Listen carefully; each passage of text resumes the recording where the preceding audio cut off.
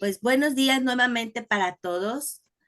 A nombre de la Universidad de Pedagogía Aplicada, les damos la más cordial bienvenida a esta masterclass, Sugerencias metodológicas para el desarrollo de proyectos educativos. Nuestra institución, comprometida con el desarrollo académico de nuestros estudiantes, ha decidido implementar para ustedes estas masterclass, donde expertos en el área de la educación e innovación estarán siendo invitados para compartir con todos ustedes de su experiencia y conocimiento.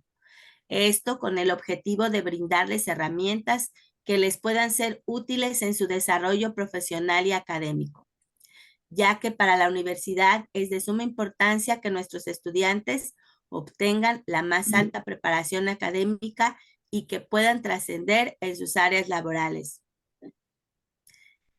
Antes de presentar a nuestro ponente el día de hoy, voy a dar algunas recomendaciones e indicaciones por parte de la universidad. Les pedimos de la manera más atenta mantener sus cámaras encendidas, sus micrófonos apagados y solo utilizarlos cuando esto sea necesario para alguna participación. Les comento también que el registro de asistencia se compartirá al final de la sesión. Me voy a permitir presentar ante todos ustedes a nuestro ponente el día de hoy, el doctor José Damián Pérez González. Él es doctor en educación, es máster en constructivismo, fue asesor técnico pedagógico del nivel de telesecundarias del gobierno del estado, fue director de educación del municipio de Juárez, Nuevo León, es autor de los libros Herramientas para la evaluación magisterial y planeación y evaluación en el aula, es asesor de evaluación magisterial a docentes de educación básica de todo el país, es gerente general de la empresa Consultoría Educativa e Innovación Docente, es conductor de televisión cultural, tiene una certificación de C3 como instructor, es youtuber e influencer educativo con más de 105,000 maestros seguidores. Vamos a dar inicio formalmente y le damos la bienvenida al doctor cediéndole la palabra. Muchísimas gracias, doctor, por acompañarnos. Muchas gracias por la invitación. Pues muy buenos días a todos y pues la verdad un clima excelente aquí en la ciudad de Monterrey. Los que nos ven desde otras ciudades, pues también un saludo. Créanme, vamos a pasar una muy bonita mañana el día de hoy. Espero se encuentren en un lugar adecuado para tomar esta masterclass y pues claro, que sea de mucho provecho para todos nosotros. Les saludo con, la verdad, con mucho afecto, con mucho aprecio. Vamos a comenzar con este tema que se ha puesto sobre la mesa en el contexto actual de la educación de nuestro país, sugerencias metodológicas para el desarrollo de proyectos educativos.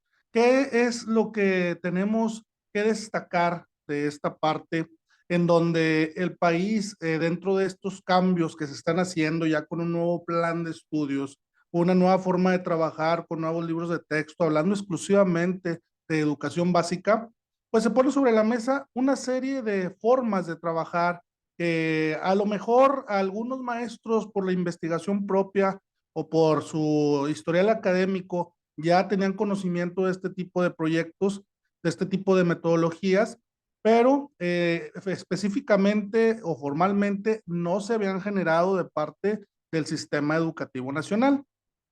Aunado a esto, tenemos también que la relevancia que cobran este tipo de proyectos, este tipo de sugerencias metodológicas, también se encuentran dentro del contexto de la evaluación magisterial. Nosotros en nuestro país tenemos la unidad del sistema para la carrera de las maestras y los maestros, la cual se encarga de hacer las evaluaciones a los docentes a través de diferentes métodos. Uno de ellos es un examen o una apreciación de conocimientos que a lo mejor algunos de ustedes han de estar familiarizados con dentro de los procesos que maneja la UCICAM, que viene siendo admisión, promoción vertical, promoción horizontal y horas adicionales para los maestros de secundaria, todo esto en educación básica, lo cual dentro de estos exámenes, dentro de estas pruebas, pues prácticamente obligan al docente a conocer estas sugerencias metodológicas para que puedan desarrollarse dentro de sus aulas y pues de una u otra forma también darle popularidad al tema. ¿Por qué? Porque nosotros sabemos cómo ha evolucionado la educación en nuestro país desde 1993, en donde se generó la primera reforma de educación básica, donde teníamos una metodología pues prácticamente yendo o caminando hacia el constructivismo. Teníamos una tridimensionalidad del conocimiento donde se daba pues conocimientos, valores, actitudes, habilidades, donde el estudiante y el docente pues tenían mucha libertad al momento de generar la metodología para determinado propósito, competencia, aprendizaje esperado, para determinado objetivo que se daba según el esquema educativo en el que se encontraba. Y luego posteriormente avanzamos a la educación constructivista, a la construcción de estas competencias, y luego regresamos a la parte de trabajo por proyectos. En el contexto internacional, el ABP o el aprendizaje basado en proyectos cobró mucha popularidad, ¿sí? Digamos así, desterrando toda esta forma de trabajo que nos decía el trabajo por competencias, que se hizo muy popular en el 2011 con la reforma integral de educación básica para nuestro país. Y posteriormente, dejando a un lado ya esta metodología, se crea este tipo de aprendizajes. Ahora, en la actualidad, con la nueva administración que tenemos en nuestro país y con este nuevo plan de estudios y con la nueva escuela mexicana, cobra especial relevancia el trabajar por proyectos. Tanto es así que como forma de invitar a los maestros para que los utilicen, 4 proyectos que son los que vamos a analizar el día de hoy, pues se invitan a ser utilizados dentro de cada uno de los 4 campos formativos de la educación básica. Y ese va a ser el tema que vamos a tratar de llegar a un punto de reflexión. ¿Por qué? Porque dicen, son 4 tipos de proyectos y son 4 campos formativos y es uno para cada quien. O sea, como decir, cada quien agarre su pareja y durante todo el año vamos a bailar con la misma pareja. Entonces, ahí es donde cobra especial relevancia el realmente conocer este tipo de proyectos, saber qué podemos hacer con esos proyectos y si realmente todo el año vamos a bailar con la misma persona, con el mismo proyecto, ¿ok? Muy bien, ya con este contexto vamos a comenzar la exposición. Primero tenemos los proyectos comunitarios. Esta es una palabra que le gusta bastante al gobierno, ¿sí? La cuestión de la comunidad, la cuestión de las comunidades. De hecho, ahora en el contexto actual, cuando siempre el estudiante ha sido el centro de la educación, ahora ya no. Ahora nos dicen el centro de la educación son las comunidades, es la comunidad. Por eso es que esta palabra cobra especial relevancia tanto en el plan de estudios como en las sugerencias metodológicas y también como en la evaluación magisterial. Es una palabra que estamos encontrando ahora en los nuevos exámenes que se tienen de parte de la UCICAM. Esta metodología de proyectos comunitarios que tenemos aquí en pantalla nos permite la reconstrucción de significados a partir de diversos escenarios pedagógicos y de acciones transformadoras del entorno. Con el uso de este tipo de metodología, el maestro podrá explorar el entorno inmediato de las y los alumnos con intención de identificar diversas situaciones, problemas, que más que nada son problemas, y construir alternativas de solución a estas mediante el trabajo colaborativo. Así también podrá experimentar creativamente la resolución de problemas sociales, culturales, pedagógicos que se presentan en los escenarios descritos. Representar, identificar e interpretar diferentes situaciones de la realidad con los objetos y materiales a su alcance. Asimismo, promover la diversidad de soluciones a problemas y situaciones a partir de sus necesidades, intereses, emociones y sensaciones. Realizar actividades desafiantes al apropiarse de los lenguajes con el fin de aprender a divertirse, crear y socializar. Como les comenté hace un momento, este tipo de metodologías cobra mucha relevancia e incluso hasta podríamos decir que es la metodología que más se va a utilizar dentro del esquema educativo a nivel nacional. Sí, esta parte de las comunas, esta parte de las comunidades cobra especial relevancia y se ve como si fuese un proyecto pues altamente utilizable para muchos de los contenidos que ahora tenemos en nuestros planes de estudio. Es importante saber que estas metodologías se subdividen o tienen fases, pasos o etapas, ¿sí? De una u otra forma, yo siempre los invito a que estas fases o etapas, nosotros las, ya como docentes con experiencia, las equiparemos o digamos que son muy similares a una planeación y esto es lo relevante, ¿sí? ¿Por qué es lo relevante? Vamos a subrayarlo desde ahorita, porque esto nos va a ayudar a una construcción incluso de una metodología propia, ¿sí? El analizar las diferentes metodologías, equiparándolas a un plan clase, ¿sí? Nos va a ayudar a poder comprender que podemos modificar el rumbo e incluso ir viajando de metodología en metodología para encontrar la que más se adecue a nuestro trabajo. En este caso, tenemos aquí en el lado derecho, como lo están viendo, a las tres fases de esta propuesta, pero cada fase se va a subdividir en momentos, ¿verdad? En este caso, vamos a tomarlo de una forma general, ¿sí? En donde vamos a observar que en esta etapa se tiene una planeación, una acción y una intervención. ¿Qué es lo que nos dice? Pues bueno, primero vamos a organizarnos, vamos a ver qué vamos a hacer, vamos a encontrar los objetivos y luego después manos a la obra, vamos a trabajarlo, vamos a hacerlo y luego después evaluar, ¿verdad? Que al final de cuentas, como les acabo de comentar, se equipara a un plan clase. Si a nosotros nos vamos a subdividir en momentos, nos encontramos con que las tres fases, de la misma manera como lo repito, son muy similares a un plan clase. Tenemos aquí en la fase 1, momento de identificación, recuperación y planificación. En la fase 2, el acercamiento, la comprensión y producción, reconocimiento y concreción, que vaya, es el manos a la obra. Y en la fase 3, donde ya tenemos la difusión, los avances, o sea, cómo evaluamos este proyecto y cómo sale adelante. ¿Ok? Esto es lo que se pretende dentro de este primer proyecto, que son los comunitarios. Y recordemos, cobran especial relevancia y de hecho ahorita lo vamos a ver más adelante con unos ejemplos que les voy a poner acerca de unas preguntas que nos hacen por ahí la UCICAM. Pero más para que vean que siempre lo que el gobierno actual está haciendo es lo que va a presumir y es lo que nos va a pedir a nosotros como docentes que lo manejemos, ¿sí? Un gobierno actual no nos va a pedir que sigamos dominando lo de gobiernos anteriores. Esto es muy importante recalcar. Tenemos el aprendizaje basado en indagación STEAM, ¿sí? Entonces, el aprendizaje basado en indagación, pues STEAM por sus siglas, ¿verdad? De ciencia, tecnología, matemáticas, ingeniería. Aquí nosotros debemos de reconocer que esta metodología, pues en el contexto internacional no es nueva, ¿sí?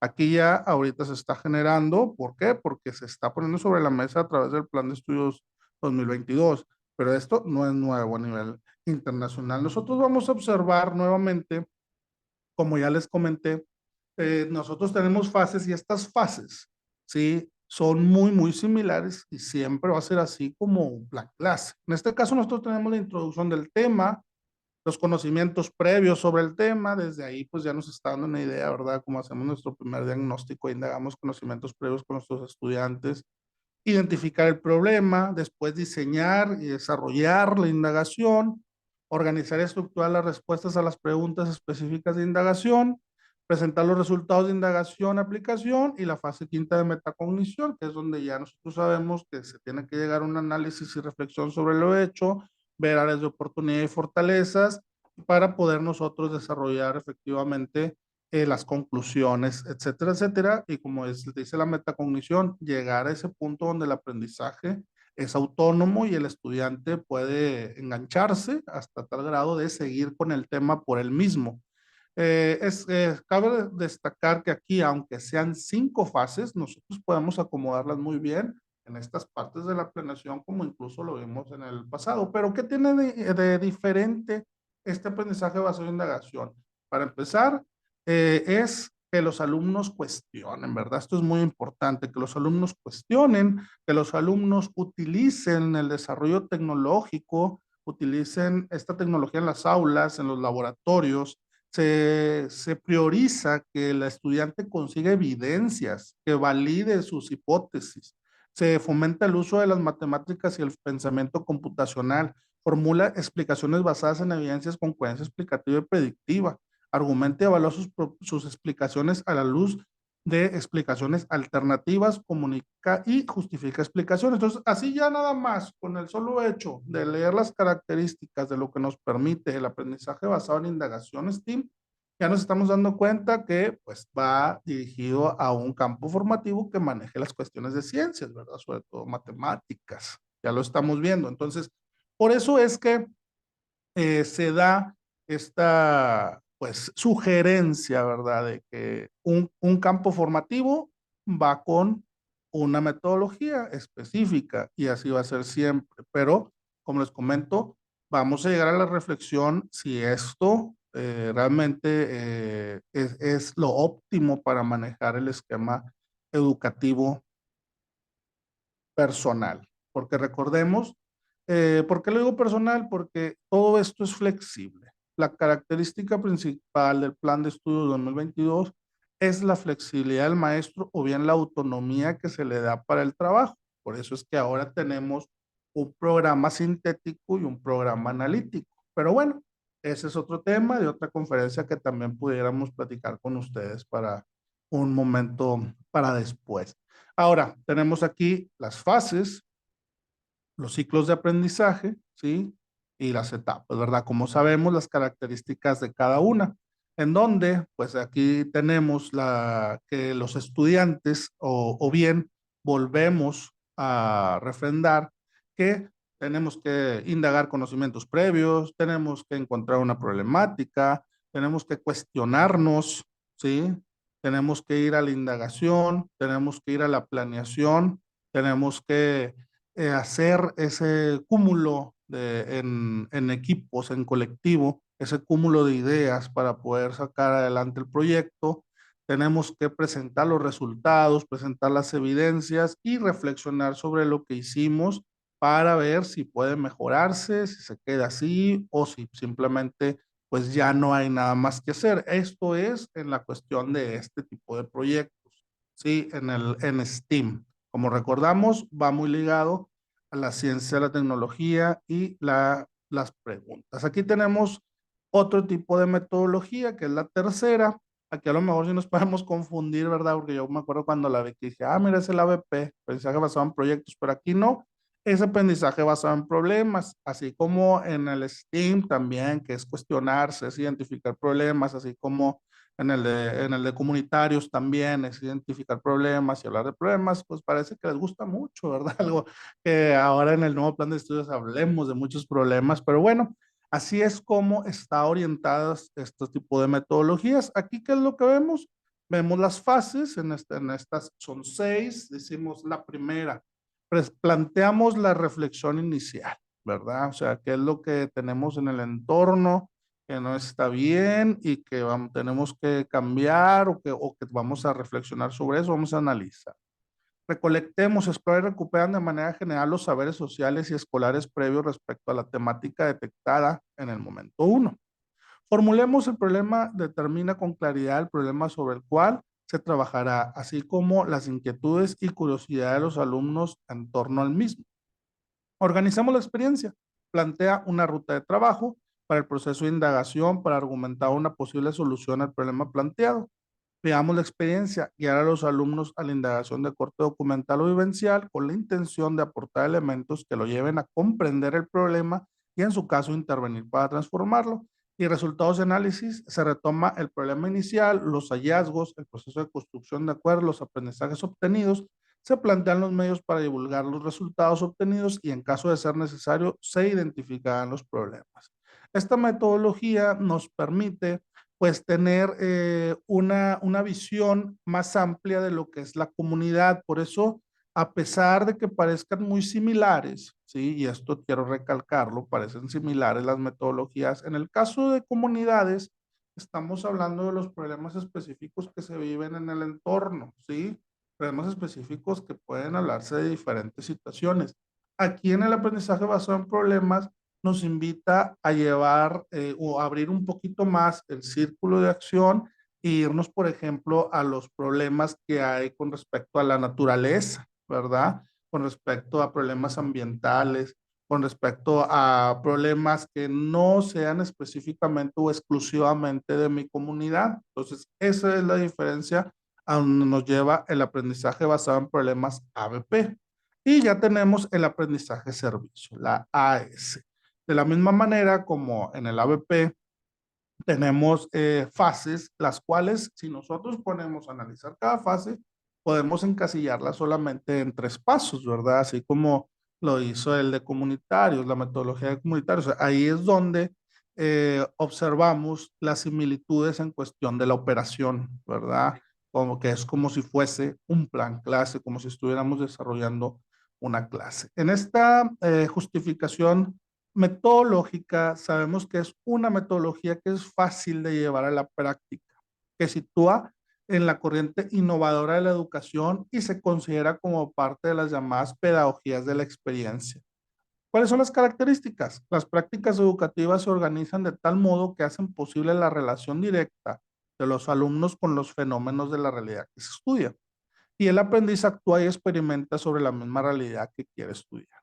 Las fases en las cuales está dividida es punto de partida, lo que sé y lo que quiero saber, organicemos las actividades, creatividad en marcha y compartimos y evaluamos lo aprendido. Entonces, nos encontramos nuevamente con que pues, hay que saber cuál es el objetivo, hay que definir cuáles van a ser las actividades. Ahora sí, ya que sabemos, vamos a poner las manos a la obra y posteriormente evaluar. No solamente se queda aquí, tenemos también las etapas. En este caso, si nosotros observamos las problemáticas en las que nos invita a hacer el análisis para poder determinar cuáles van a ser nuestras partes de acción, pues tenemos que iniciar también con un problema, ¿verdad? Así es. Entonces, nosotros ya observamos que una de las características, aparte de la funcionalidad, el orden y las etapas, también todo parte siempre de un problema o es lo que se invita, ¿verdad? Partir sobre un problema, una necesidad o algo que engancha al estudiante para saber o para poder buscar una solución. Lo que sé y lo que quiero saber, aquí es donde se recupera lo que se sabe, también se identifican los recursos con los que contamos, organizamos las actividades, ya es donde se define qué es lo que vamos a hacer, es donde nos organizamos, es donde nos ponemos de acuerdo y ahora sí viene manos a la obra con la creatividad en mancha, ya es donde vamos a generar las actividades, lo que planeamos, verificar si realmente funciona o no funciona y al final evaluar. Esto es una parte muy importante, la de la evaluación, por eso he determinado también integrarla a esta masterclass. ¿Por qué? Porque la evaluación formativa es un tema muy, muy relevante desde el 2011, bueno, empezó en el 2004 con el programa de educación preescolar en la primera reforma y posteriormente en el 2006 en la educación secundaria. Pero bueno, ya tenemos mucho tiempo hablando de evaluación formativa, pero pareciera que no la comprendemos, ¿sí? ¿Por qué?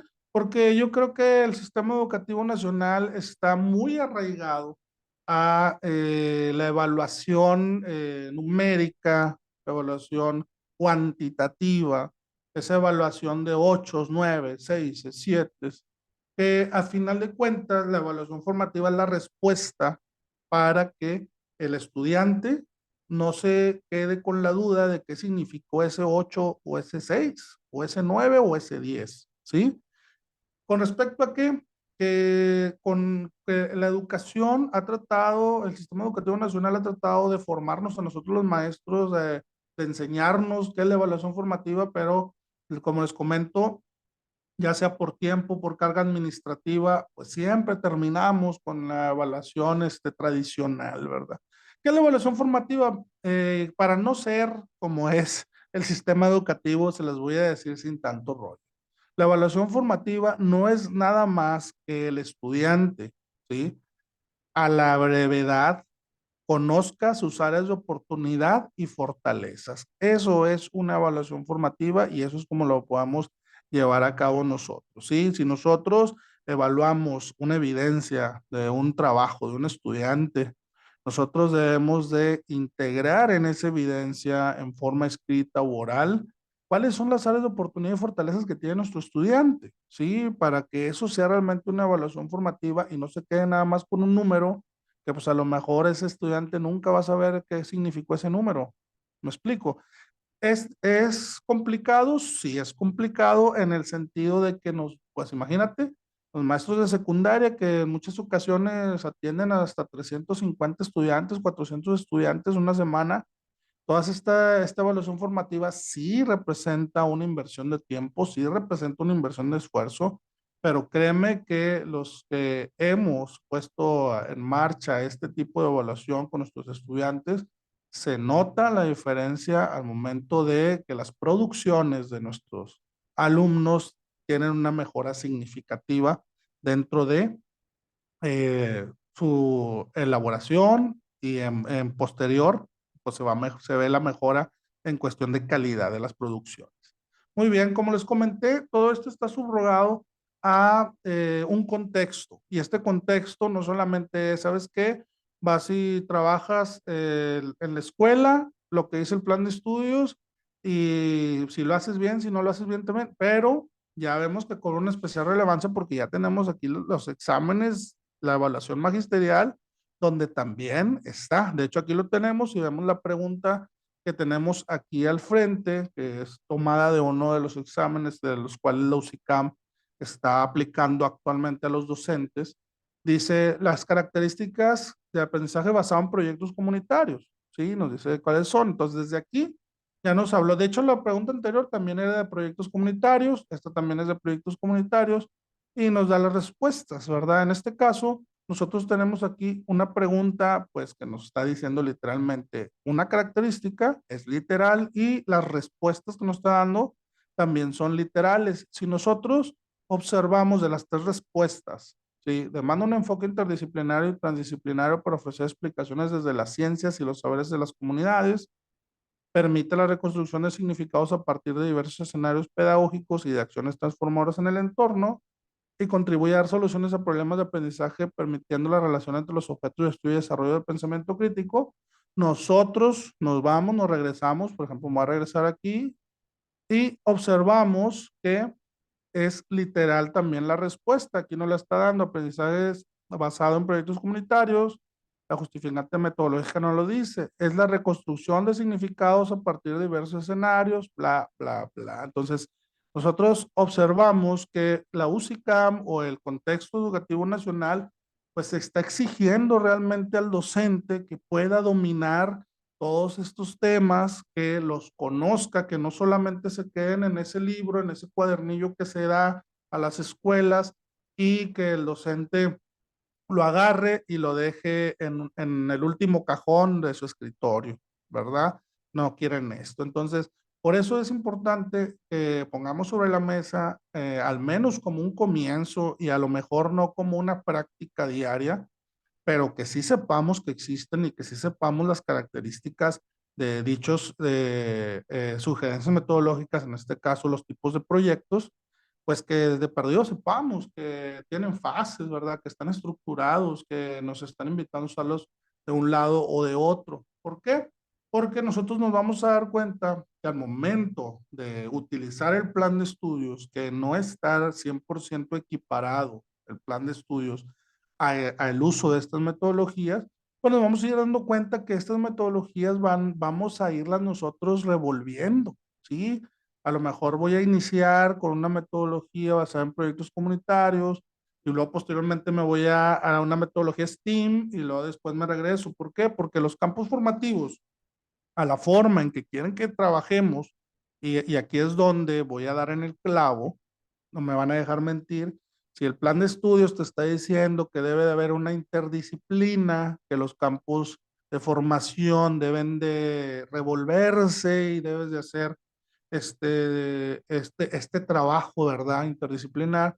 Entonces, ¿qué proyecto, qué tipo de proyecto voy a usar? Si me dices que cada campo formativo baila con un tipo de proyecto, pues los cuatro campos formativos con qué tipo de proyecto van a bailar. ¿Sí me explico? Entonces también vamos a tener que llegar a la competencia, a la capacidad de poder hibridar, de poder hacer también interproyectos, ¿verdad? O bien decir, ¿sabes qué? Este proyecto que voy a generar, incluso que puede estar dentro de nuestro programa analítico que se genera dentro de la escuela, lo voy a hacer de estas formas, no solamente me puedo casar con uno. Sí habrá momentos en que el tipo de proyecto, por ejemplo, de proyectos comunitarios, que es el más, que ahorita es el top, ¿verdad? Que es como que el que estamos descubriendo. ¿Por qué? Porque la palabra comunidad es muy, muy importante para el contexto educativo actual. Pues a lo mejor sí, ese sí me va a funcionar al 100% con diferentes tipos de actividades que llevamos a cabo, diferentes proyectos, pero también nos vamos a dar cuenta que a veces no va a cuadrar, ¿sí? Las cosas no van a cuadrar. ¿Por qué? Porque pues desde el inicio pues no está cuadrado todo el plan de estudios tampoco. Entonces ahí es donde vamos a encontrarnos este tipo de situaciones. También nos hemos encontrado que nos preguntan acerca del enfoque STEAM dentro de las evaluaciones de la UCICAP. Sería todo de mi parte en esta masterclass. Muchas gracias por su atención. Muy bien, muchas gracias, doctor. Vamos a tener un pequeño espacio para realizar unas preguntas, doctor. Vamos a dar la palabra a la maestra Clara. Si gusta hacer su pregunta, por favor. Clara Arenas.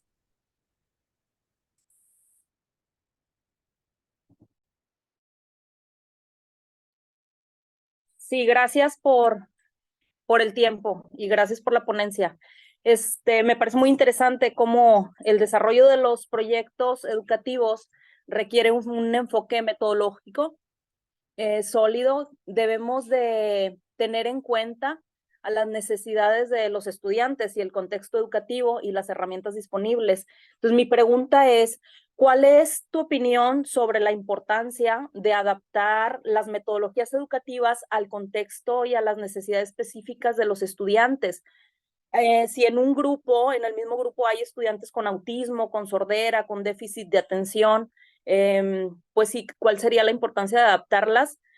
Todas las metodologías que vayamos a utilizar, pero a un grupo con diferentes necesidades.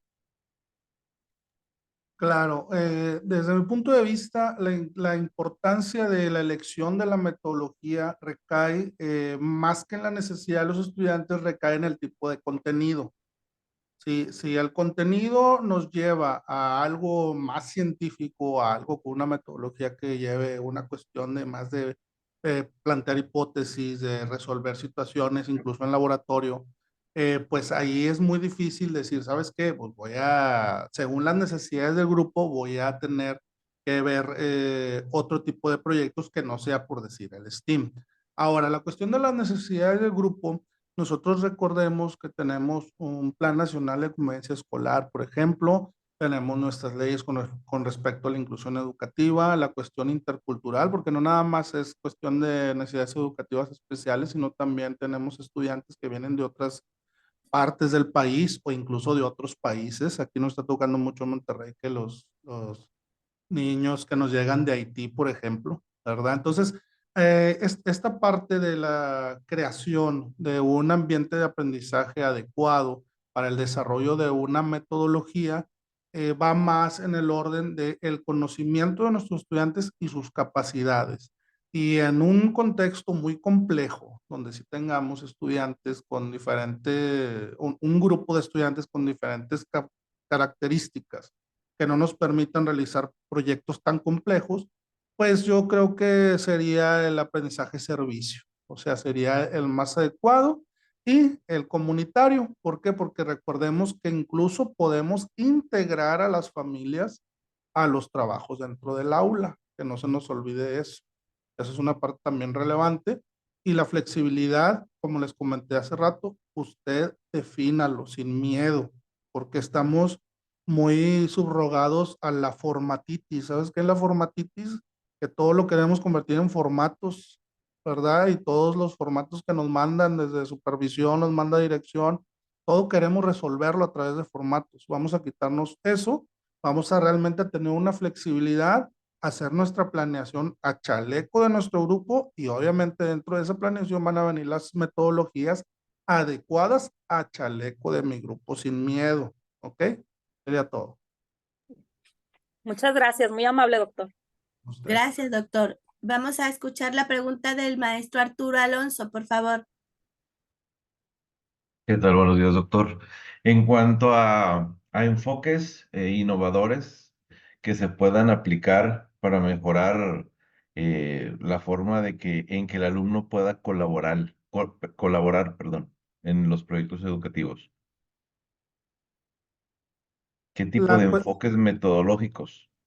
Así es, mira, yo considero que el aprendizaje basado en proyectos, que este es un enfoque metodológico general, sí, es el que debemos de tomar en cuenta. ¿Por qué? Porque yo creo que es la madre de todas las metodologías que estamos nosotros viendo, sí. Por eso es la invitación de que nosotros debemos de saber que hay una metodología, que hay tipos de proyectos, que hay fases, que hay etapas, o sea, que todo tiene un orden para llegar al punto de hacer nuestra metodología. Realmente la innovación la tenemos nosotros. Nosotros somos los que vamos a innovar. ¿Por qué? Porque incluso antes de que esto se pusiera sobre la mesa, no me van a dejar mentir, muchos ya trabajábamos estos proyectos. Nada más que no sabíamos que tenían características que uno se llamaba de una forma, otro se llamaba de otra forma. ¿Por qué? Porque el maestro de México siempre está acostumbrado a sacar la chamba. El maestro aquí en nuestros contextos, con nuestras propias uñas nos rascamos y vamos de una u otra forma resolviendo las problemáticas reales que se nos van presentando. Entonces, aquí lo que yo considero de algo innovador es lo que nosotros, cada uno, vamos a crear, porque al final de cuentas, de nada me sirve presentar aquí un tipo de metodología que le funciona a Alemania, que obviamente no va a funcionar aquí con nosotros. Nosotros tenemos que ir moldeando, irle dando un camino a nuestra orientación metodológica, ir evaluando, ir realizando los ajustes necesarios para, si a lo mejor yo voy a iniciar con un proyecto comunitario, pero voy a terminar con un proyecto STEAM y sin importar qué tipo de contenidos tengo. Aquí lo importante es que lleguemos a la construcción del contenido, que el estudiante llegue a la construcción del contenido y sobre todo, algo muy importante, hablando de los campos formativos y hablando de los ejes articuladores, que realmente se dé ese entrelazamiento, porque acuérdate que el eje articulador es llevar al campo formativo a la realidad. Esa es la función.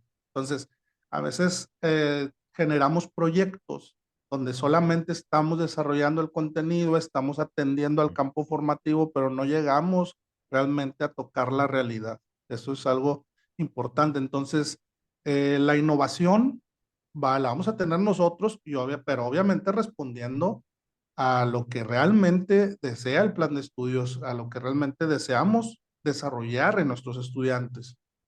Esa es mi respuesta. Gracias. Gracias, doctor. Maestra Salia, por favor, adelante.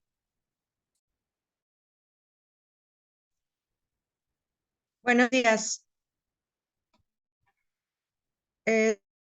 Mi pregunta es relacionada con los cimientos previos. En reuniones de consejo técnico con los maestros, muchas veces es lo que los maestros comentan, que estas nuevas metodologías sí son muy buenas, pero no están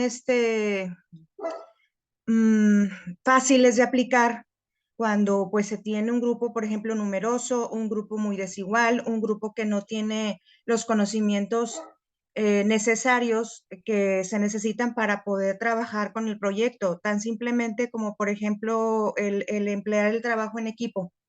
Nada más para tener esa cultura, los niños del trabajo en equipo requiere de un proceso largo, ¿verdad? De adaptación, de que los niños se acostumbren cuál es el papel que tienen que jugar cada uno en el equipo, etcétera. Entonces, mi pregunta es esa, ¿cómo, cómo enfrentar esas dificultades que tiene el maestro de trabajar si los niños no tienen ese conocimiento previo, esas habilidades que se necesitan cuando ya se está utilizando esa metodología, pues en todos los 4 campos formativos?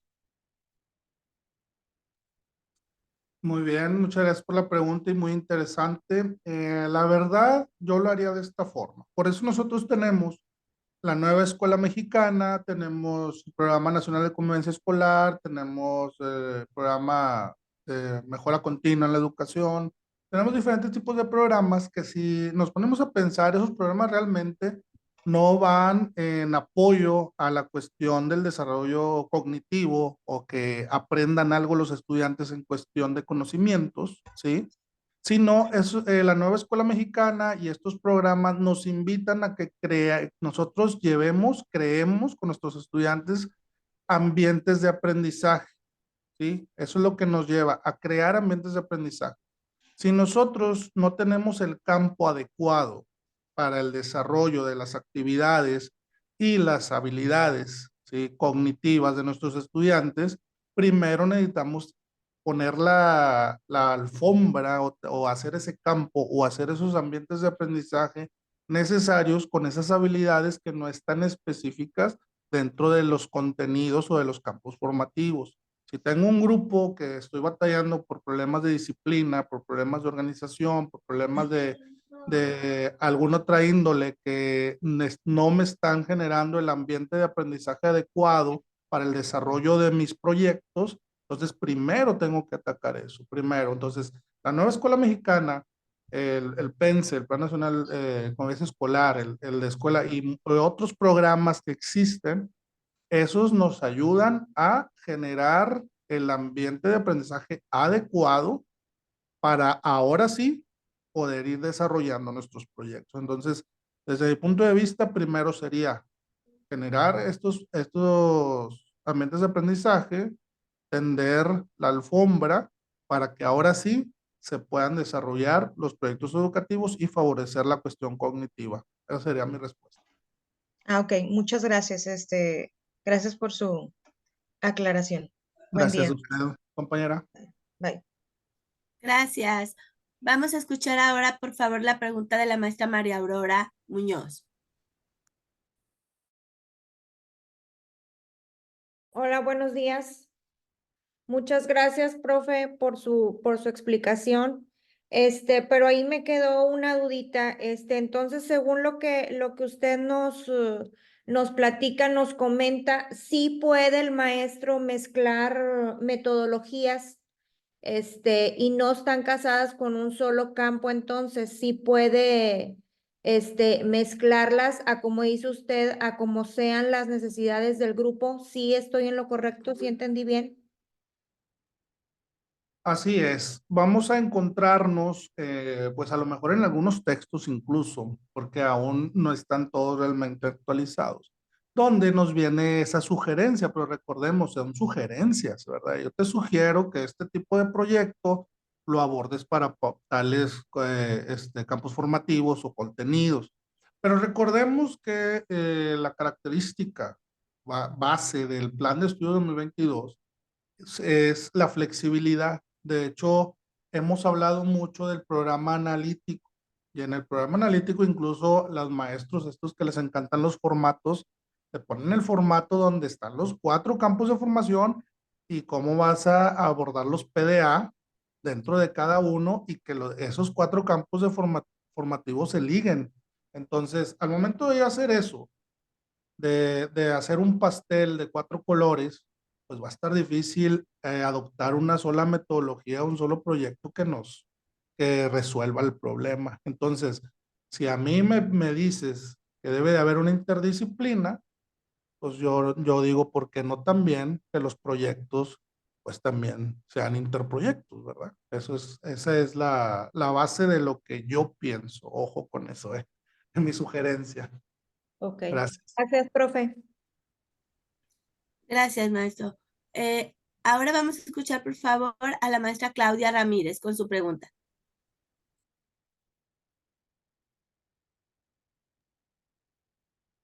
Gracias, buenos días. Muchas gracias, maestro Damián, por la explicación. Yo tengo una pregunta. Yo trabajo en secundaria, entonces quisiera saber si existe algún tiempo ideal para llevar a cabo un proyecto, por ejemplo, del enfoque STEAM. ¿Hay algún tiempo ideal de sesiones, por ejemplo, para planificar, no sé, para el STEAM, como son 5 momentos, pues lo ideal es planificarlo o llevar a cabo un proyecto en 12 sesiones o 15 sesiones. ¿Hay algún dato al respecto? Porque como usted lo mencionó y es cierto, en este nuevo plan de estudios tenemos los maestros mucha flexibilidad y a veces esa flexibilidad, pues unos maestros llevamos a cabo un proyecto en 5 sesiones y otros maestros llevamos a cabo un proyecto en, no sé, 15 sesiones. Entonces ahí sí, pues varía mucho. ¿Hay algún promedio o algún dato actual que nos diga más o menos los proyectos en secundaria, hablando en secundaria, porque llevamos frecuencias, se deben de estar llevando en tanto tiempo, llevarse a cabo en tanto tiempo? Gracias. Muy bien, gracias por la pregunta. Pues mira, cuando a ti te dicen es flexible, también te están diciendo, no te voy a decir que hagas, no va a haber información, ¿verdad? Porque te están echando a ti todo el trabajo, toda la responsabilidad. En este caso, no hay un tiempo específico para el desarrollo de nada. O sea, sí, es exclusivamente, específicamente de nada. Lo que sí puede ser un parteaguas del uso del tiempo para nuestros proyectos puede ser el programa analítico. ¿Sí? O sea, si en este caso la secundaria determina tiempos y momentos para actividades, ahí sí usted debe de irse adecuando a esos tiempos y momentos que determina el plantel. También hay muchos contenidos o mucho trabajo que se va a hacer en forma individual usted como maestra y ahí usted tiene la total flexibilidad y tiene el total dominio de los tiempos a como usted los vaya a llevar según su carga horaria, según el calendario del mes, según las actividades propias de la secundaria.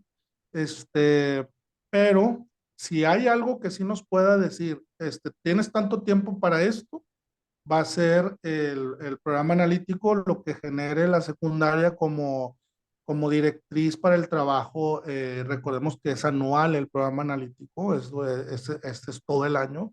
Y dentro de esas características, ustedes van a conocer o les van a informar qué tanto tiempo tienen para ciertas actividades.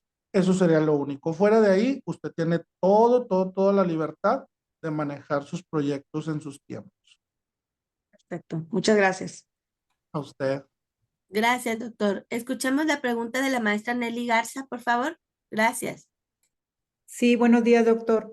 Buenos días. Ciertamente la información que nos compartes es muy importante porque a los docentes nos exigen o nos piden, tenemos que entregar ese plan analítico y esos proyectos por campo formativo.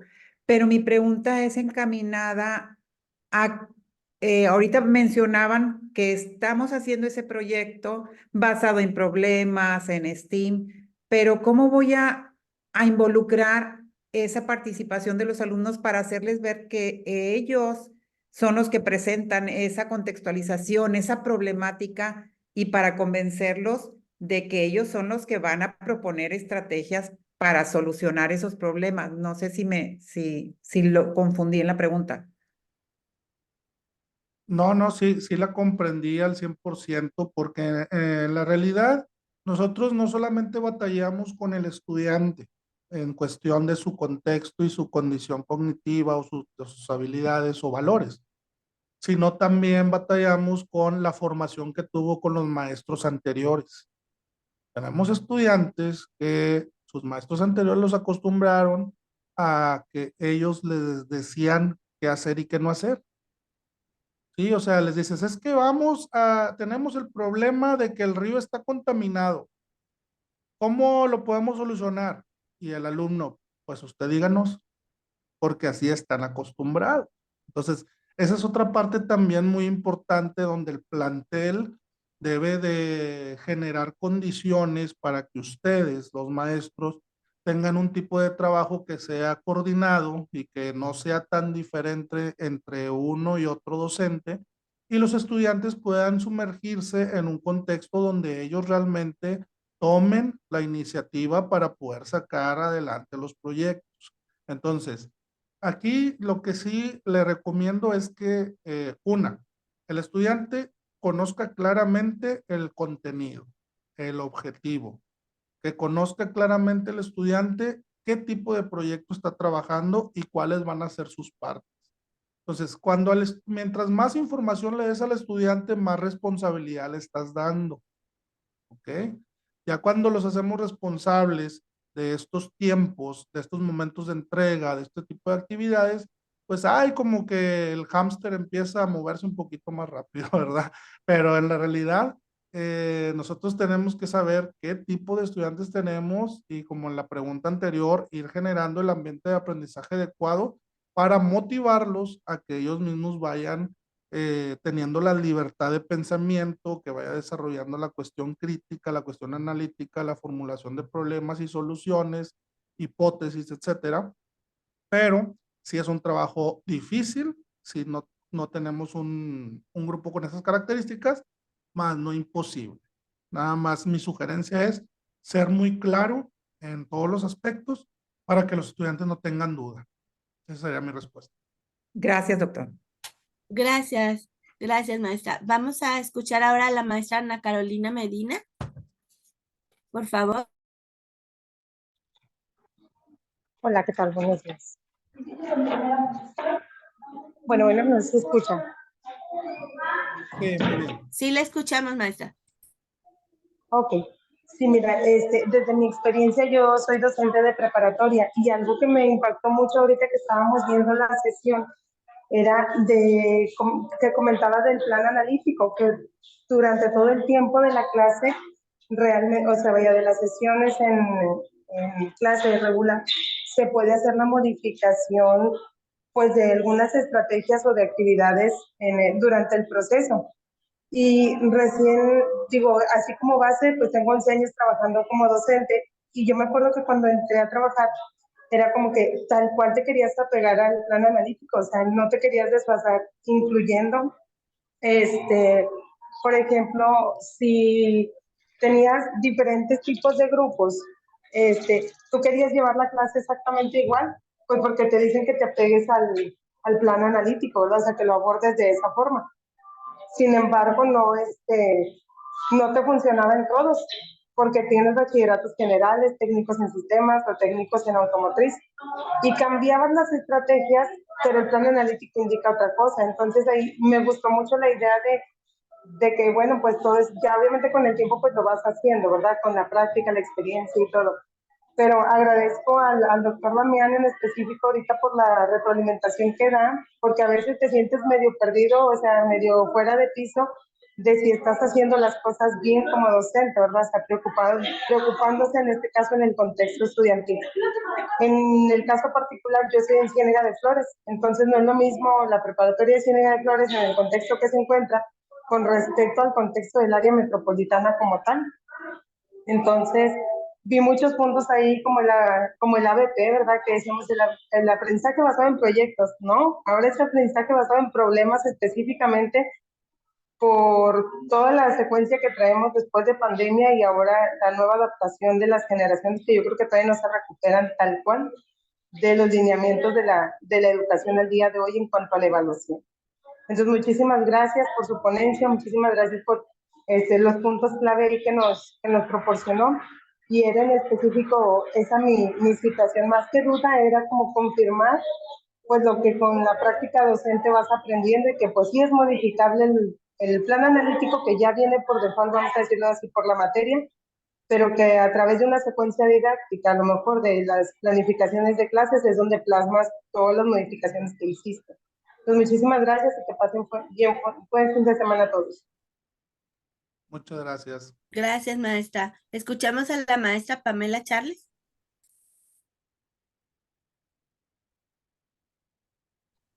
Sí, muy buenos días. Doctor Damián, estamos ahorita empapándonos todo con la nueva reforma, pero algo que me llama a mí mucho la atención y que me mueve mucho es, por ejemplo, yo me ponía a pensar y analizar en la RIEP del 2011 y en los aprendizajes claves del 2017, lo primero que empezábamos a ver generalmente cuando nos empezaban a capacitar con las nuevas reformas era evaluación. Siempre evaluación, evaluación. Y ahora que viene la nueva escuela mexicana, entramos directo a los proyectos y de última nos dejan la evaluación. Empezamos este ciclo escolar y nos dicen, vamos hasta la próxima sesión de consejo, iniciamos la actualización y nos dicen hasta la próxima sesión de consejo vamos a tenerles información sobre la evaluación. Ahorita como que no hay nada todavía concreto, entonces me llama mucho la atención eso. Y ahorita usted nos hablaba de la evaluación formativa, que es lo que nos manejan. Yo le pregunto a usted, ¿qué estrategia nos recomienda utilizar para llevar a cabo una buena evaluación formativa? Ok, nada más no se vaya a poner triste. Sí, porque, o sea, sí me mueve mucho, o sea, sí lo de los proyectos, todo, pero pues nos estamos empapando, ¿no? Y del diario son cosas con las que estamos trabajando, pero la evaluación, sí, los maestros me preguntan, apóyeme, maestra, yo soy subdirectora en una escuela primaria, y sí nos mueve mucho eso porque le dejaron lo último a la evaluación en esta reforma. Evaluar, la evaluación formativa o evaluar correctamente es mucho trabajo. Sí, nosotros estamos acostumbrados a decir es que es la clase y la parte final o la parte pequeña es evaluar. Realmente no, o sea, la evaluación tiene el mismo peso que la clase. O sea, yo le doy un 50-50 de lo que es el desarrollo de las actividades y el evaluar. Le doy un 50-50 porque incluso pues, hasta la evaluación mete su cuchara en muchos momentos, ¿verdad? Del desarrollo de las actividades.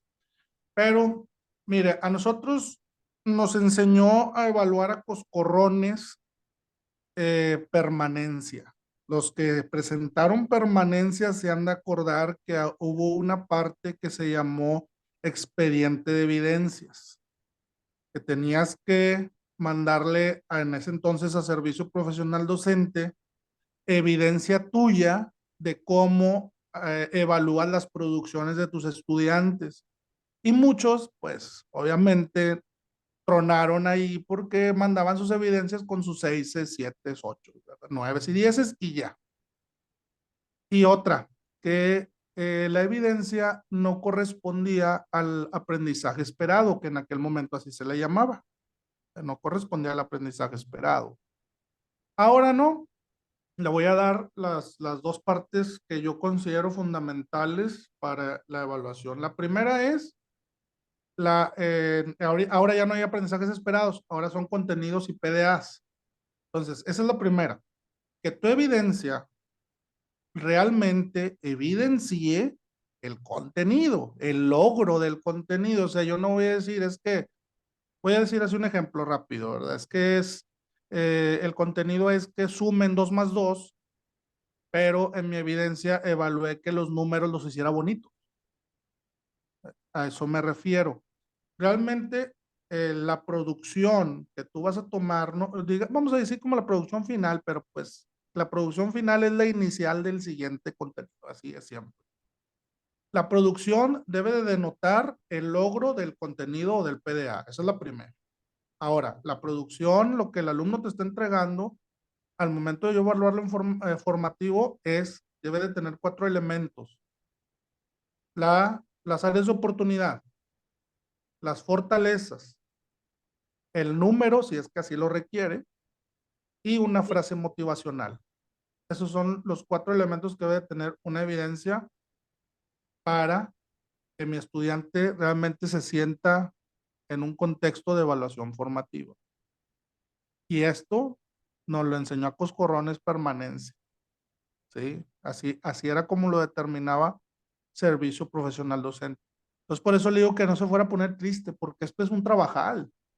Es mucho trabajo estar evidencias. A lo mejor dices tú, de todo el proyecto, la que voy a evaluar o la que le voy a dar esa retroalimentación formal, porque la retroalimentación siempre la hacemos. Pasamos por los bancos y vemos que el niño está pintando fuera de la línea y vas y le dices, es que así no es, o es que hazle mejor así, porque siempre hacemos eso con nuestros estudiantes, siempre los estamos aconsejando, les estamos diciendo, mira, hazlo así mejor, o mira, X o Y.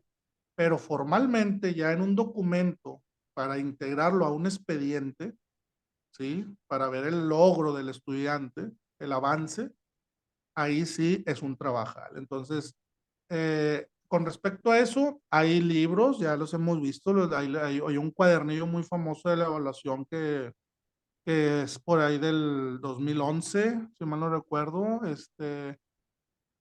pero pues volvemos a lo mismo, es pura paja, es mucha palabrerío, no nos dan algo en concreto, y cuando les pedimos a las autoridades que nos capaciten con respecto a eso, pues mejor prefieren salirse por la tangente. Entonces espero mi comentario le haya ayudado, compañera. Sí, doctor, muchas gracias. Gracias, doctor. Escuchamos a la maestra Laura Infante. Adelante. Muy buenos días a todos, muy buenos días, doctor. Pues Buenos estoy días. muy complacida con su conferencia. En verdad creo que nos ha servido enormemente, ¿verdad? Ahorita que comentaba mi compañera eso de lo de la evaluación y lo que usted comentaba, sí, en verdad es mucho trabajo el que se tiene que hacer y se tienen que estar reuniendo evidencias, es correcto. Bueno, yo no sé, una sugerencia, se puede hacer una recolección de evidencias al inicio, al desarrollo y al finalizar un proyecto, ¿sí? Si no se quiere recopilar tanto material, aunque considero que la evaluación formativa se realiza durante todo el proceso, desde que inicia hasta que finaliza un proyecto. Con respecto bueno, yo iba a hacer una pregunta con respecto a las herramientas tecnológicas, que es lo que se usa hoy en día y que los muchachos, pues manejan ampliamente. ¿Cuál es la importancia de hacer esa combinación de las herramientas tecnológicas con el trabajo que nosotros hacemos en clase y con la utilización de las metodologías? Muchas gracias y qué bueno que toca este tema. La cuestión de la tecnología sí es como sabemos, un arma de doble filo. Sí, el nosotros invitar a nuestros estudiantes que acerquen a la tecnología, su tecnología a nuestras escuelas, sí es algo que tenemos que planear muy bien. En primera instancia debemos de saber que la tecnología o se puede usar solamente, bueno, a lo mejor de más formas, pero pues yo para ver lo más importante yo doy nada más dos opciones. O usas la tecnología en forma sustitutiva o usas la tecnología de manera resolutiva, ¿verdad? ¿Qué es sustitutiva? O sea, decir, en lugar de usar el pizarrón, voy a usar el proyector y el PowerPoint. O sea, nomás está sustituyendo el pizarrón por un proyector con PowerPoint, ¿verdad? Está sustituyendo solamente. Es que traen el celular, sí, pero pues están usando la calculadora del celular. Es lo único que están haciendo. O sea, no porque traigan el celular a las clases y ya significa que tú eres un maestro que yo estoy usando tecnología. Y la cuestión resolutiva, ¿sí? Resolver, que realmente la tecnología que traigan nuestros estudiantes o que nosotros llevemos a las aulas o que la escuela tenga, que sea para resolver las situaciones. Ahora, ¿cuándo usarla? El uso de esa tecnología nos la va a dar, uno, el tipo de contenido, y dos, tu capacidad o tus habilidades digitales como docente. Si tú ahorita no sabes qué es ChatGPT, ¿sí? Si tú no sabes qué es ChatGPT ahorita, ¿cómo vas a llegar a tu aula y vas a usar ChatGPT? Ujú. ¿Me explico? Entonces, Sí, claro. yo considero que esas son las dos vertientes más relevantes y volvemos al tema, pues la flexibilidad y la creatividad es de usted. ¿Es cuánto? Muchísimas gracias. Gracias, doctor.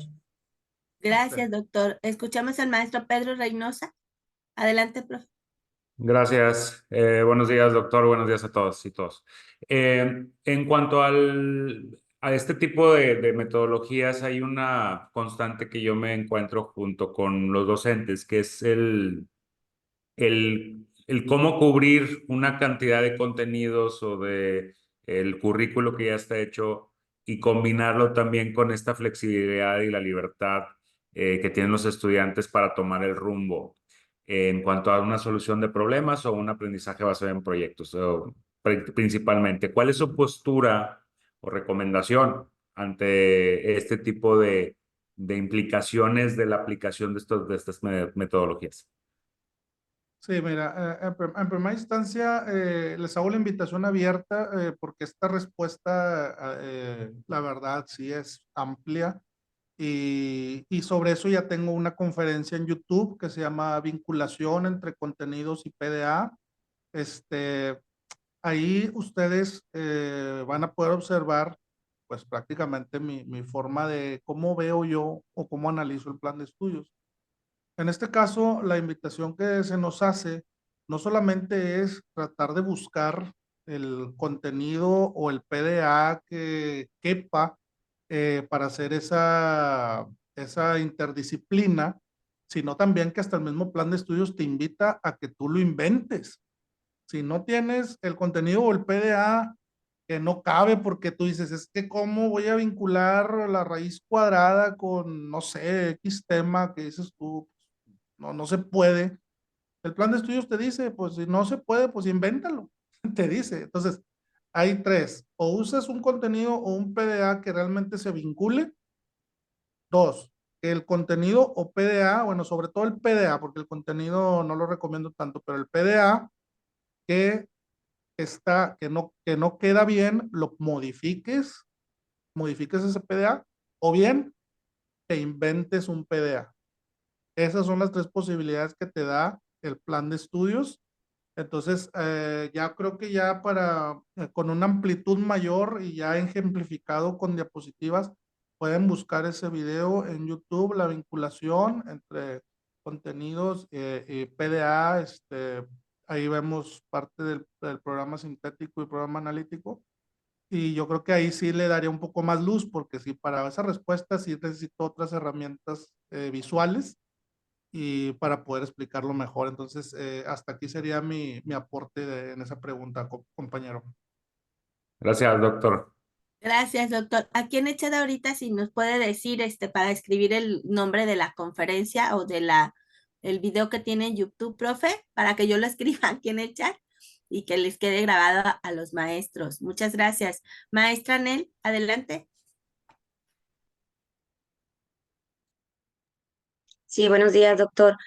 Nada más para complementar un poquito acerca de lo que, ya tengo la pregunta escrita, pero para complementar ahorita lo que usted comentaba acerca de lo de la vinculación, sobre todo en primaria, está un poquito más sencillo, puesto que si nosotros tomamos todo lo que es educación primaria, tiene el libro de posibilidades y sugerencias metodológicas, y junto con el anexo del acuerdo, ya viene vinculado ahí en el libro de posibilidades de uso del libro de texto gratuito, en la fase 2, en la fase 3 y 4, 5, está ya ahí todo lo que son las vinculaciones desde el PDA, el libro de proyectos, y también está desglosado cada uno de los momentos con su respectiva metodología, para que aquellos maestros que son también de primaria, que están ahorita aquí acompañándonos, es un poco más fácil de realizar su planeación. En cuestión de secundaria,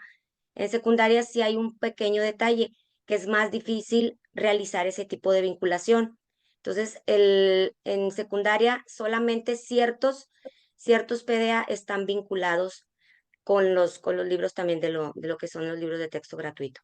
Y así como usted comenta, sobre todo en el área de que es en la disciplina de inglés, que es un poquito más difícil de poder empatar o vincular con el campo formativo de lenguajes. Entonces, a eso quería nada más aportar un poquito de uno de los cursos que nosotros tomamos, para poder compartírselo a los compañeros, aquellos que están frente a grupo. Hay ese libro de posibilidades, hay que descargarlo, y de ahí se va a dar cuenta, con el uso de ese libro de posibilidades, más aparte las de metodología, y agregarle también el libro de proyectos del alumno de cada una de las fases, con eso se va a apoyar bastante. Y la pregunta, pues es la misma que ahorita acaba de comentar acerca de lo del futuro de lo de la tecnología. Cómo formar alumnos para que puedan desempeñarse en que puedan formar alumnos para que puedan desempeñarse en un futuro donde los humanos y la tecnología interactúen de forma diaria y de manera que apenas podemos imaginar, porque sabemos que nos está rebasando a veces lo que es de la tecnología y lo que usted acaba de decir, el chat, que es acerca de la inteligencia artificial.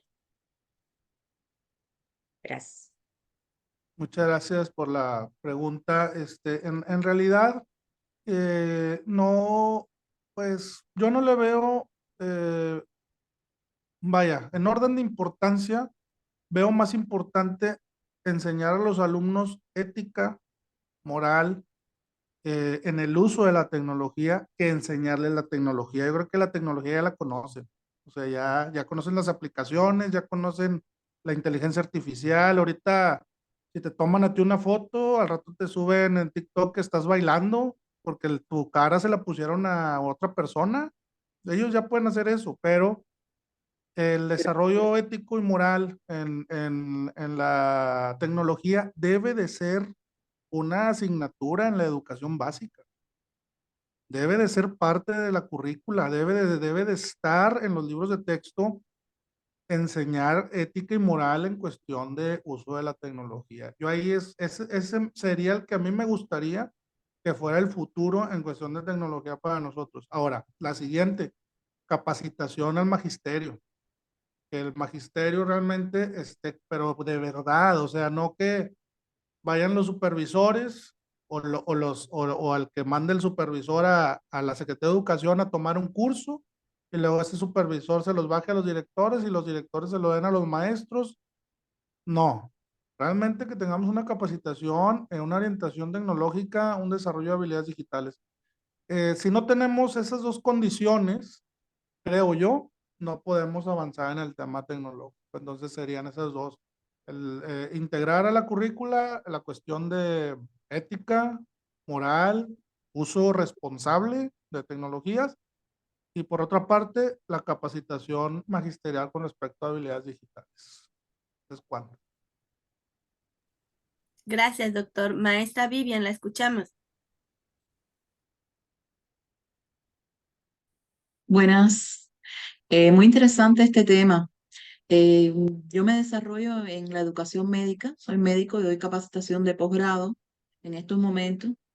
Hay algunas cuestiones técnicas que quizás no conozca yo de la educación en primaria, secundaria, yo pregunto, ¿hay algún método, herramienta que, que tengan los profesores con los que cuenten para poder hacer un diagnóstico de las necesidades de aprendizaje y de las posibilidades, o sea, de cuándo es más conveniente aplicar un método u otro de proyecto educativo en dependencia de las características del grupo en general, o sea, no solamente desde el punto de vista individual, sino en el contexto en que se esté desarrollando? ¿Hay alguna herramienta que esté establecida que ustedes puedan utilizar que les facilite el trabajo y que no tenga que ser a lo que ustedes se imaginen o por la experiencia que tenga algún profesor ya de muchos años, sino para que ustedes puedan transmitir esa información a los jóvenes, a los profesores jóvenes y para que tengan herramientas para desarrollarse en este mundo que está tan lleno de tecnología? ¿No hay alguna herramienta tecnológica que les facilite ese trabajo, que sea interdisciplinaria, donde tengan ustedes el conocimiento de profesionales como psicólogos? O sea, no solamente el conocimiento o las orientaciones, sino la herramienta como tal. Muchas gracias por su pregunta y todo lo que comentó así tal cual, así debería de ser, pero desgraciadamente no lo es. No nos acercamos ni al 5% de todo lo que usted nos comentó, porque pues desgraciadamente el maestro mexicano siempre está estigmatizado de que tiene que rascarse con sus propias uñas y sacar el trabajo como pueda. Desgraciadamente así es. En forma, digamos así, oficial de parte de la Secretaría de Educación Pública, no tenemos ni herramientas ni indicios de las mismas. Sí hay muchos maestros que se están haciendo populares en redes sociales que generan diferentes tipos de herramientas, pero tampoco alcanzan a ser de la mayor calidad, o bien no son de la mayor calidad, pero sí ayudan, pero tampoco le llegan a todos los maestros. O sea, este sería una cuestión sistémica. Lo que usted comenta debiera de bajar directamente a la Secretaría de Educación Pública y decir, aquí está, maestros, y déjenme les ayudo a comprenderlo para que lo puedan utilizar, etcétera, etcétera, etcétera. Nosotros, ¿qué es lo que, bueno, la recomendación es, si yo voy a iniciar mi ciclo escolar con determinado grupo y no importa el nivel que sea, yo tengo que hacer un diagnóstico. Ese diagnóstico, pues todos desde, bueno, al menos los que somos, que estuvimos en las normales o estuvimos pedagogía o algo así, sabemos que un diagnóstico inicial es la fotografía de cómo tomas tú a un grupo. Pero ¿qué voy a hacer? Voy a agarrar los contenidos o los aprendizajes esperados o lo que debió haber aprendido en el curso anterior próximo, ¿sí? En ese curso voy a decir, así debió haber terminado, entonces con esto evalúo porque así debes de empezar. Y sobre de eso, yo ya conozco cuáles son las capacidades de mi grupo. Pero eso es nada más en la cuestión cognitiva o igual de algunas habilidades que tengan los estudiantes. Pero ya específicamente de decir, esta es la fórmula para que trabajes con este contexto en específico, así, ahí sí está muy complicado porque cada contexto tiene sus características específicas. O sea, tenemos desde problemas socioeconómicos, problemas de seguridad, problemas, pues de índole sexual. Tenemos diferentes tipos de problemas que permean la vida de cada uno de los planteles. Por ejemplo, en la misma comunidad, siendo los mismos vecinos y los mismos estudiantes, no tiene los mismos problemas el preescolar que la secundaria. Y es la misma comunidad. ¿Por qué? Porque en la secundaria estamos teniendo el problema de las jovencitas de primer grado que ya están saliendo embarazadas. ¿Sí me explico? Entonces, el encuadrar para ver cuál es el proyecto adecuado, la metodología para tomar para determinada comunidad, vuelve a recaer en ser responsabilidad del docente. El punto a favor que tenemos en el Plan de Estudios 2022 es que nos invita a que ya no seamos nosotros solos como maestros quienes definamos todo. Nos invita a que en colectivo vayamos determinando necesidades o vayamos determinando las problemáticas y sus soluciones, pero en forma colectiva. Ya hacer un problema, que no nada más yo, el maestro de tercer año, sea el que esté batallando con toda la comunidad encima, no, sino que sea un trabajo en forma colaborativa para sacar adelante las características que se necesitan o se requieren para que la escuela, recordemos, que la premisa es brindar la educación de calidad. Pues para que la escuela brinde la educación de calidad es trabajo de todos, no nada más es trabajo de un maestro. No puede haber un aula de calidad. Tiene que ser una escuela de calidad. ¿Por qué? Porque lo dice el artículo 3º constitucional, tenemos que llegar a la excelencia, al máximo logro de los aprendizajes de los estudiantes. ¿Ok? Entonces, esa sería la forma en que yo veo o podría generar o decirles las condiciones para que podamos llegar a eso que usted nos comenta. Pues, ¿cuándo? Muchas gracias. Gracias, doctor. Bueno, aquí en el chat tenemos algunas preguntas que estoy leyéndolas y algunas ya dio de una u otra forma respuesta el doctor Damián. Solamente hay una que dice aquí sobre la nueva escuela mexicana en la fase 2, que si tiene usted alguna recomendación de algún texto, de cómo comprenderla, de como qué autor buscar para poder identificar lo importante de esta. Dice que ya estamos revuelta y entonces está un poco complicado organizar la información. No sé si tenga algún comentario, doctor. Sí, claro, mira, para que no se hagan bolas con respecto a la nueva escuela mexicana, consulten la Ley General de Educación en la parte de la nueva escuela mexicana, que creo que es el capítulo 7, y leanla toda así tal cual. La nueva escuela mexicana no necesita traducciones, no necesita explicaciones de más. Sí, o sea, la nueva escuela mexicana simple y sencillamente es un marco filosófico donde es la idea. La nueva escuela mexicana solamente es lo ideal, es lo que le gustaría al gobierno que fuera la educación de nuestro país. La nueva escuela mexicana dice, yo quiero que la educación sea así, pero en sí la nueva escuela mexicana no te responde. O sea, no te dice, ah, bueno, ya me dijiste qué es lo que quieres, pero dime cómo lo logro. No, la nueva escuela mexicana no hace eso. ¿Por qué? Porque la nueva escuela mexicana solamente es un marco filosófico. La nueva escuela mexicana solamente son ideas, ¿sí? Entonces, ¿ideas para qué? Para alcanzar la educación que se requiere en el país. Si yo veo la nueva escuela mexicana en los principios que la fundamentan, me voy a dar cuenta que me están invitando a tener una escuela de calidad, ¿verdad? Eso es lo que me invita. Pero en sí, que digas tú, oye, ¿sabes qué? Es que en tu planeación tienes que poner un principio de la nueva escuela mexicana, o es que en tu planeación tienes que poner evaluación con respecto a una de las condiciones que hay dentro de la nueva escuela mexicana. No se puede.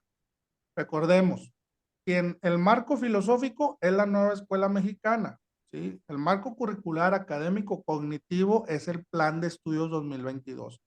Por eso a veces nos confundimos porque creemos que la nueva escuela mexicana es un plan de estudios y no es así.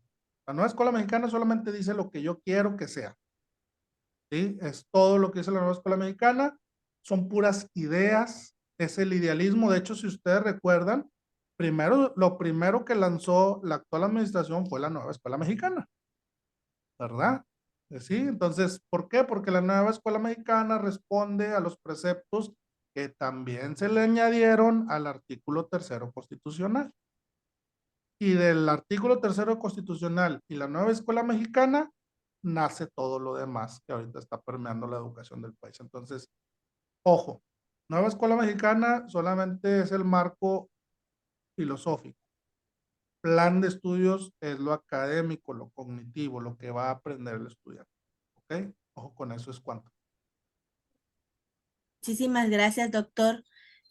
Pues bueno, a nombre de la Universidad de Pedagogía Aplicada y de todos los que nos encontramos en esta masterclass de la cual hemos obtenido bastante información muy valiosa, le queremos agradecer y me voy a permitir compartir un diploma que le va a hacer llegar la universidad a nombre de ella.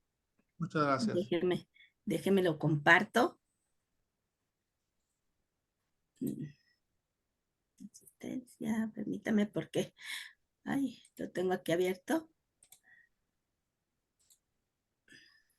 Y para pues agradecerle el tiempo y yo sé que quedaron algunas preguntas ahí pendientes. Quiero comentarles que está el link, el profe puso el link de la sesión que nos estaba recomendando.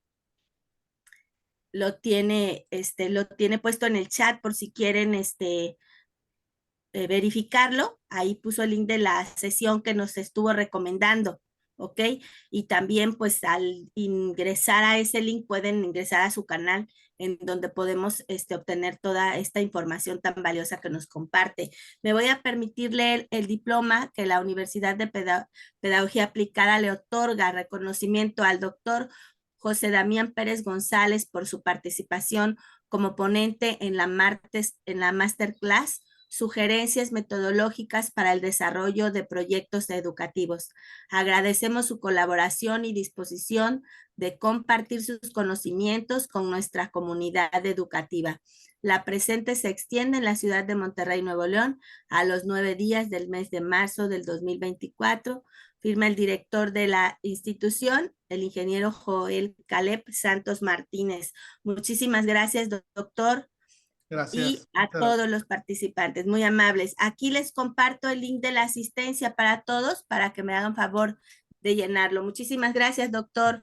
Muy amable, muy constructiva y de mucho aprendizaje. Saludos, gracias. Muchas gracias. Hasta luego. Bye, bye. Muchas gracias.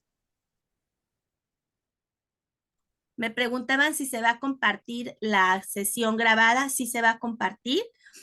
Por ahí les van a hacer llegar las indicaciones de dónde va a estar la grabación por si quieren después volver a verla, ¿ok?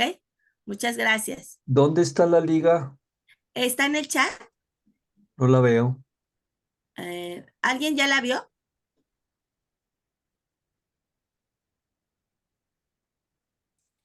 Déjenme ver si está. Ahí está en el chat. Sí, está Sí, ya está, ¿verdad? La volví a pegar, pero sí estaba. Ok, muchas gracias. Sí, de nada. Muchísimas gracias a todos. Que tengan excelente fin de semana. Igual. Buenas tardes. Gracias. Gracias. Gracias.